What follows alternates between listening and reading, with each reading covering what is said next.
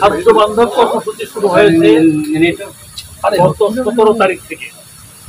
খাদ্য বান্ধব কর্মসূচি আপনারা জানেন, সারা দেশে 55 লক্ষ পরিবার মাসে 30 কেজি করে 6 মাস 15 টাকা দামে 30 কেজি করে চাল তারা পাবেন মাসে 6 মাস। এই 55 লাখের মধ্যে প্রায় 10 লাখের কাছাকাছি আছে রংপুর বিভাগে, 58 লাখের মতো আছে রংপুর বিভাগে, এবং দরকার হলে আরো কিছু দেওয়া যাবে যদি দরকার।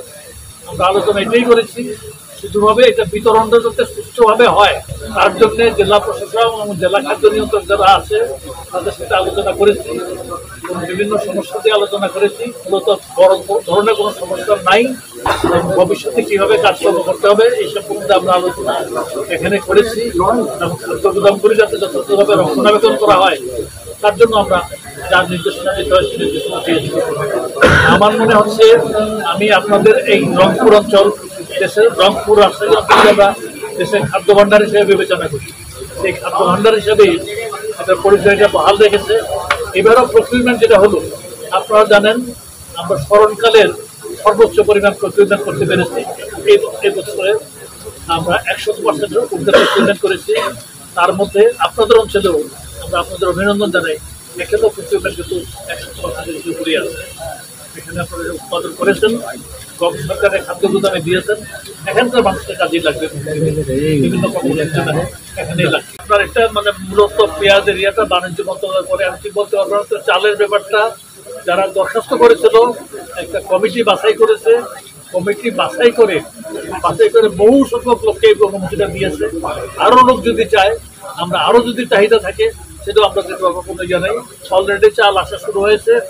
আপনাদের এখানে স্থলবন্ধ যেটা আছে এই দিক দিয়ে গত কয়েকদিনে বেশ কয়েকটা চাল এসেছে।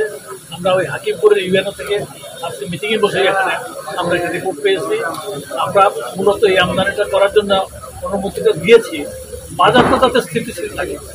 বাজারটা যাতে স্থিতিশীল থাকে আমরা 2-3 ধাপে, আমরা দেখেন বাজারের উপর 3 ধাপে ইয়ে করছি। 1 নম্বর, সরকার কিন্তু বাজারে সরকার যখন কেনা বন্ধ করে দিয়েছে 15 তারিখের পর থেকে, বাজারে ক্রেতা কমলে হয় কি, এতে জিনিসের দাম কমার সম্ভাবনা দেয়। 2 নম্বর, আমরা ছাড়া শুরু করছি খাদ্য বান্ধব কর্মসূচির মাধ্যমে, এতে আরেকটা হলো কি বাজারে সাপ্লাই বাড়বে। আর তৃতীয় আরেকটা নিয়েছি যে আমরা প্রাইভেট ইম্পোর্টার যারা আছে, এটা কিন্তু সরকারি ইম্পোর্ট না, প্রাইভেট ইম্পোর্টারদেরকে আমরা অনুমতি দিয়েছি স্থলপথে বা নৌপথে বা অন্য পথে আসতে পারো, এটা বিক্রি করতে।